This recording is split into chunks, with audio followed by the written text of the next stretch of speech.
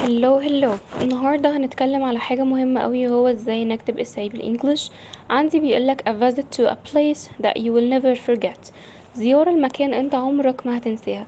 المكان ده ممكن يكون اي حاجة ايا كان بقى، رحت مكان out of Egypt، رحت مكان جوا مصر، country معينة، مثلا زرت الاهرامات او عملت اي حاجة من الحاجات دي كلها. اوكي، طب انا لو ما زرتش ما عملتش، بلاش اقف، بلاش اخلي حاجة توقفني، عادي استخدم الايماجينيشن، تخيل.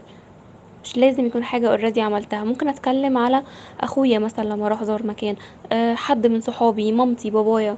يبقى بلاش ان انا اوقف نفسي، دي اول ايه، دي اول حاجة. طيب طبعا انا هتكلم في الباست عشان هو بيقولك زيارة لمكان انت روحته انت عمرك ما هتنساه.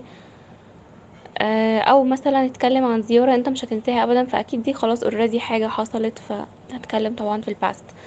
طيب ايه بقى الحاجة المهمة اللي هتخليني اتكلم بأريحية أكتر، هقدر أربط الكلام بتاعي أو السنتنس بتاعتي، الجمل بتاعتي بطريقة مناسبة؟ عندي حاجة اسمها conjunction words، يعني الكلمات أو الروابط بتاعتي اللي بتخليني أعمل لينك ما بين جملة وما بين التانية. ايه هما؟ عندي طبعا and، طبعا مش هفضل استخدم and بس، عندي برضو then معناها ثم. عندي after that يعني بعد ذلك. عندي although و though و even though. again عندي although though even though. طيب دول معناهم ايه؟ دول معناهم بالرغم من، بيجي بعدهم طبعا sentence كاملة.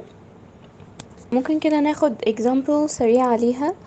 مثلا I work although I am tired، يعني انا بشتغل بالرغم من ان انا تعبانة. طيب وعندي طبعا but يعني ولكن. عندي despite برضو معناها بالرغم من، بس بيجي بعدها verb ing أو noun، يبقى بعد sport بيجي verb ing or noun، اللي هو gerund أو noun. طيب اوكي، عندي ايه تاني ممكن استخدمه؟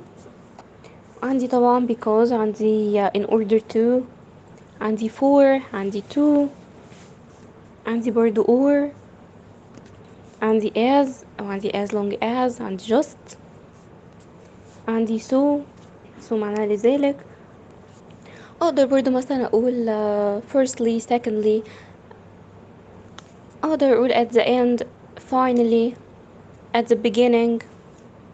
عندي next، عندي later، عندي also، عندي to برضو بمعنى أيضا. ممكن أقول for example، يعني مثلا أنا كنت بتكلم على حاجة for example على سبيل المثال 1 2 3، وابتدي أمنشن الحاجات دي كلها. كل الحاجات دي تقدر إن هي تساعدني إن أنا أعمل لينك ما بين الجمل بتاعتي، إن أنا أرتبها بطريقة صح، إن أنا ما أكتبهاش بصيغة جمل منفصلة. لا، أنا بعمل speech كامل، بعمل عموما مقال كامل يعني. عندي word برضو زي actually، عندي word زي meanwhile. الwords دي كلها او الconjunctions دي كلها اقدر استخدمها، هتفيدني كتير قوي قوي وانا بكتب essay، لان هتخليني اعرف اتكلم واعرف ارتب الجمل بتاعتي بطريقه صح، ما خلاش زي ما قلنا في صيغه جمل منفصله، على قد ما هي تبقى حاجه كده مركبه مع بعض بطريقه كويسه، في نفس الوقت organized منظمه. thank you so much. I hope ان احنا نكون استفدنا بالجزئيه دي. I wish you best luck.